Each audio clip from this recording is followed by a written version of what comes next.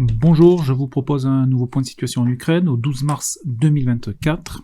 Alors, tout d'abord, quelques informations générales. Les Russes utilisent des drones kamikazes reliés à un petit câble d'une longueur de 10 km, donc rendant les moyens de guerre électronique ukrainiens contre ce genre de drone inefficaces.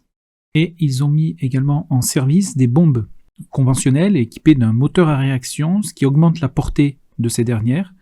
Donc les bombardiers russes peuvent donc larguer ces bombes à une distance plus élevée de la ligne de front. Et enfin, l'amiral en chef commandant la marine russe, Nikolai Evmenyov, a été relevé de son commandement et remplacé par l'amiral Alexander Moisiev. Direction le terrain, donc il y aurait actuellement donc des raids de volontaires russes, des Russes qui se battent pour les Ukrainiens, dans les régions de Koursk, donc dans cette région ici, et dans la région de Belgorod. Donc ce sont des raids terrestres avec infanterie et blindés. Dans la région de Soumy, donc qui se trouve ici, il y a 2 jours, un regroupement d'unités ukrainiennes a été bombardé, et apparemment donc le bombardement a eu lieu, et apparemment ces unités s'apprêtaient à lancer également une attaque dans la région de Belgorod. Donc vous avez la vidéo du bombardement qui est ici. Et côté russe, il continue à bombarder de manière régulière la région de Kharkov. Sur la ligne de front, donc dans la région de Luhansk, pas d'évolution dans le secteur de Sinkiivka. Sur Olyansky, ici on a eu des géolocalisations de 3 blindés russes détruits. Donc on a un BTR-80 ici, ainsi que 2 BMP-2 au sud du village. Si ce n'est donc ces informations, pas d'autres détails ici sur sa ligne de front. Donc on va directement dans la région de Terny, où des éléments de l'armée russe ont été bombardés, donc dans cette forêt ici, mais également ici. Côté ukrainien, ils ont engagé dans ce secteur un BMP-2 qui a ouvert le feu sur les positions russes. Ces événements se sont passés les 9 et 10 mars, et un peu plus au sud, ici, également de l'infanterie russe qui a été bombardée au 7 mars, et ces derniers ont également perdu un BMP-2, ici, au 8 mars. Les combats sont en cours à l'est de Terny, dans la zone grise. Dans la région de Siversk, la ligne de front n'a pas bougé dans le secteur de Bilorivka. Les Russes ont perdu un T-80 au 6 mars ici, du fait d'un drone kamikaze ukrainien. Et côté ukrainien, ils ont perdu un Gvozdika ici, donc un canon automoteur, au 11 mars. Direction Bakhmut, qui est ici. Donc je dézoome un petit peu, donc ici on a Bakhmut, et Kramatorsk et Slaviansk qui sont ici. Alors on va commencer avec le secteur de Bodanivka, où les Ukrainiens ont repris une tranchée ici, dans ce secteur exactement. Je n'ai pas mis d'une autre couleur, puisqu'ici le gain de terrain se compte en une centaine de mètres. L'infanterie russe a été bombardée ici au 7 mars, et l'infanterie ukrainienne également le même jour ici. Donc la ligne de front reste à peu près inchangée. On note un gain de terrain des Ukrainiens d'une centaine de mètres ici. Pas d'évolution dans le secteur du cimetière. Et sur Ivanivskié, les combats continuent à l'ouest de la localité, et les Russes contrôlent à peu près un peu plus de 50% de cette dernière. Et on note qu'une position ukrainienne a été bombardée ici au 9 mars. Direction Klishivka. Alors au nord de Klishivka, ici, beaucoup de géolocalisation. Les Russes ont lancé une attaque de blindés au 8 mars, donc depuis le nord de Klishivka. Cette offensive a été stoppée par les Ukrainiens avec des drones kamikazes et leur artillerie. Et dans cette attaque, les Russes ont perdu 13 blindés et BMP, ainsi que 2 chars. Donc ces derniers ont été géolocalisés ici, avec ce compte Twitter, qui est spécialisé dans les géolocalisations de blindés détruits en Ukraine, notamment. Donc comme vous pouvez le constater, ici donc la colonne s'est déplacée dans cette direction et a subi des pertes tout le long. Et sur Klishivka, les zones de contrôle restent inchangées. L'artillerie russe bombarde actuellement le centre du village. Nous allons maintenant nous porter dans la région de Donetsk, commençant donc avec le village de Berdichy, donc qui reste disputé. On a eu des visuels d'un autre Abrams détruit dans ce secteur, mais pas de géolocalisation, donc je n'ai pas pu le reporter sur la carte. Actuellement, l'infanterie des deux armées opèrent dans le village et ces dernières sont prises pour cible par les drones kamikazes de l'adversaire. On note ici que les Russes ont perdu un BMP dans la journée d'hier. On se porte un petit peu plus au sud, dans le village de Orlivka, où une frappe de HIMARS a eu lieu ici le 6 mars sur le même bâtiment où les Russes avaient hissé leur drapeau le 2 mars dernier. L'infanterie russe continue ses infiltrations dans le village sur la partie ouest, et elles sont sous le feu de l'artillerie et des drones kamikazes ukrainiens. Donc la partie ouest du village reste disputée. On se dirige sur Tonenke, où les Russes donc envoient là également leur infanterie, qui a été bombardée ici au 8 mars. Côté russe, ils bombardent les positions ukrainiennes dans le secteur de Tonenke, avec du Grad et du TOS ici. Donc vous avez la vidéo du bombardement qui est là. Voilà, et par rapport à la dernière vidéo, les Russes ici ont également perdu un char et 2 BMP au 6 mars, donc au sud-est du village de Tonenke. On continue sur la ligne de front. Dans le secteur de Pervomaïski, il y a actuellement une attaque des Russes en cours dans ce secteur, donc au nord de Pervomaïski, donc ici exactement, où sont indiquées les flèches rouges, mais pas encore de visuel sur le contrôle de ce secteur. Sur Nevelski, à l'est du village, on note une progression donc des Russes ici, et notamment avec un visuel d'un groupe de combat. Vous avez la vidéo qui est ici et qui sera en description sous la vidéo. On continue, on se rend maintenant sur Krasno-Rivka, qui est toujours bombardée par l'aviation russe, notamment cette dernière utilise des FAB. Vous avez donc les vidéos des bombardements qui sont ici, et il y a actuellement une nouvelle attaque des Russes depuis le sud. Direction Yeorivka, qui est un petit peu plus au sud-ouest, ici. Donc il y a eu une attaque de blindés avec de l'infanterie russe. Cette attaque s'est scindée en deux. Donc ils ont suivi cet axe. Ensuite, il y a eu une séparation ici et ici. Un char et un BMP russe ont été détruits par des drones kamikazes, donc sur la partie nord. Et un autre groupe avec un char et un autre BMP a pu lui débarquer un groupe de combat et prendre d'assaut la tranchée qui était occupée par l'armée ukrainienne et où des combats ont actuellement lieu. Et la défense est ici assurée par la 46e brigade aéroportée ukrainienne. Et vous avez ici la vidéo de cette attaque. On continue sur la ligne de front. Un T-90 a été endommagé et abandonné ici au 9 mars. Donc on est au sud Eorivka et à l'ouest de Marinka.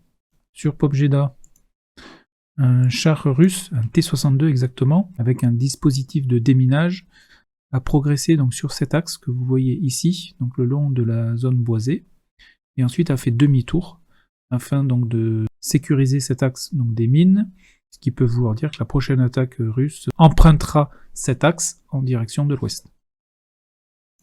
Et le village de Pobjeda est toujours sous contrôle des Russes. Plus au sud, direction Novo-Mikhaïlivka, commençant par la partie nord, il y a eu une attaque ici, les Russes ont perdu 4 blindés dans cette attaque, donc c'est documenté avec cette vidéo. L'infanterie russe a par contre réussi à s'infiltrer dans la partie nord de Novo-Mikhaïlivka, ici, où elle a été bombardée par des drones ukrainiens. Et sur le centre et sud de la ville, il n'y a pas d'évolution par rapport à la dernière vidéo. Donc les combats toujours en cours dans le centre de la ville. Ensuite, toujours dans la région de Donetsk, et plus précisément sur Pokrovsk. Donc cette ville de Pokrovsk se situe alors ici exactement. Donc pour vous donner une idée, on a donc Donetsk qui est ici, et Pokrovsk se situe ici exactement. Donc c'est un site important, puisque c'est un hub logistique pour l'armée ukrainienne, donc qui combat dans le Donbass. Et alors dans cette région, et plus précisément à l'ouest de la ville de Pokrovsk, ici exactement, donc au sud-est de Serivka, un patriote a été détruit par un missile Iskander. Donc dans la vidéo, on voit bien 3 transports et un véhicule léger détruits. Donc il pourrait effectivement s'agir de 2 lanceurs patriotes et de leur système radar, mais ces détails restent à confirmer. Donc vous avez les géolocalisations et la vidéo ici. Et sur ces vidéos, on peut constater la présence du véhicule caractéristique de lanceur patriote, donc que vous pouvez voir ici, et qui correspond donc à la cabine de ce dernier. Reste à évaluer maintenant combien de lanceurs ont été détruits, ainsi que le système radar. Et les Ukrainiens ont également perdu un MiG-29 ici, donc au sud de Pokrovsk. Donc ce dernier a été abattu par un missile et il s'est ensuite écrasé au nord-est de Shevchenko. Shevchenko, c'est ce petit village ici. Et il pourrait s'agir d'un tir ami, mais ceci n'a pas encore été confirmé. Donc tir ami ou défense antiaérienne russe, le MiG-29 a été abattu. Et sur la vidéo, nous n'avons pas vu l'éjection du pilote. Donc voilà pour ces informations. Direction le front de Zaporizhia. Et tout d'abord, un petit point sur Shevchenko, donc c'est le village au sud-ouest de Vuhledar. Les Russes ont lancé dans ce secteur une attaque entre les 9 et 10 mars. Un char détruit. Leur infanterie a également été bombardée dans ce secteur. Et donc la zone grise a été étendue dans cette zone en défaveur des Ukrainiens. Direction Velika Novosilka, donc cette ville qui se trouve ici. Un canon automoteur ukrainien, un AS-90 exactement, donc de conception britannique, a été détruit ici au 10 mars 2024 par un Lancet. On continue sur la ligne de front. Alors dans le secteur de Marfopil, c'est ce village ici qui est sous contrôle des Russes. Au nord-est de ce village, les Russes ont lancé une attaque qui a été repoussée. Et dans cette attaque, qui a eu lieu le 5 mars, ils ont perdu 3 blindés. Donc ils sont ici, géolocalisés et documentés. Direction le secteur de Orikiv, et plus précisément Robotiné. D'après Syriac Map, les Ukrainiens ont évacué les tranchées au sud du village, ici, pour se replier vers le centre et le nord de la localité. Une attaque russe a été repoussée par des drones kamikazes et l'artillerie au 10 mars, dans le village. De nombreux blindés russes ont été détruits à l'ouest, donc ici exactement, donc au 7 mars, ainsi qu'au 8 mars également. Plusieurs blindés ont été détruits donc à l'ouest. Il y a eu des incursions russes dans le centre du village avec de l'infanterie et des blindés. Un BMP russe a été ici détruit au 8 mars et un BTR-82 également détruit au 10 mars. Donc les Russes parviennent à atteindre le centre du village où ils sont automatiquement pris sous le feu de l'artillerie et des drones kamikazes ukrainiens. J'ai donc augmenté la zone grise dans le village de Robotiné, secteur qui reste disputé. Donc voilà pour Zaporizhia. Ensuite dans la région de Rostov. Alors, Rostov c'est à l'est. C'est ici exactement, donc Rostov-sur-le-Don, c'est cette grande ville. Il y a eu un raid de plus de 40 drones ukrainiens. Donc même si la plupart ont été abattus par la défense antiaérienne russe, certains sont parvenus à atteindre leur objectif. Il y a eu des explosions dans la région de Taganrog, où des images satellites ont confirmé des dégâts légers sur l'aéroport. Je vais vous montrer. L'aéroport Taganrog, il est ici. On a des dégâts légers donc sur la toiture de l'aéroport, ainsi que ici. Sur l'image, on peut voir 2 IL-76 ainsi qu'un Tupolev 95. Et selon le renseignement ukrainien, c'est un A-50 qui était ici visé et devait être entreposé dans ce secteur. Donc attention ici, là c'est une image de 2021. On voit effectivement 2 A-50, mais cela ne reflète pas l'actualité. Donc voilà pour le secteur de Taganrog. On va maintenant se diriger dans la région de Kherson, où les Ukrainiens sont toujours présents dans le village de Krinky, mais également sur la commune de Datchy, donc qui se trouve ici, au niveau du pont Antonovski, et une position ukrainienne a été ici bombardée au 9 mars. Et en termes de contre-batterie, donc ces 4 derniers jours, les Lancet ont réussi à endommager un char ukrainien, ici au 11 mars, donc au nord du village de Vitrovier. Et les Ukrainiens, eux, ont réussi à détruire un grade sur la commune de Shelbourda. Ici exactement, donc au 9 mars, un grade a été détruit. Donc vous avez la vidéo de la destruction qui est ici. Et les Ukrainiens ont également bombardé un navire échoué, qui se situe ici exactement. Et donc d'après les Ukrainiens, il s'agissait donc d'un poste d'observation qui avait été installé sur ce navire. Donc voilà pour les informations essentielles au 12 mars 2024. En résumé, l'offensive russe semble ralentir ces derniers jours. On note néanmoins une progression dans le secteur de Eorivka. Les forces aérospatiales russes sont toujours aussi présentes. alors que les Russes ont perdu un nombre important de blindés et de chars. Les Ukrainiens, eux, ont perdu dans la région de Pokrovsk un Patriot et également un MiG-29. Voilà, écoutez, je vous souhaite une excellente journée, portez-vous bien, encore merci, et je vous donne rendez-vous dans une prochaine vidéo.